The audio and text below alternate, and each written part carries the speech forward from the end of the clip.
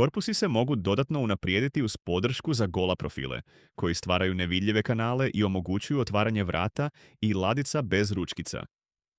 Sustav podržava do 3 automatske pozicije profila. Za svaki profil precizno podešavate dubinu kanala, visinu profila i udaljenost od gornjeg ruba korpusa. Ova automatizacija uklanja potrebu za ručnim izračunavanjem složenih položaja gola profila. Kad završite planiranje, jednim klikom dodate profile. Ne mijenjaju proces obrade ploča u proizvodnji, ali u renderima namještaj izgleda odlično.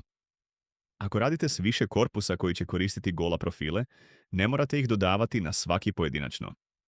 Jednostavno dodajte profil na prvi korpus i proširite ga na ostale.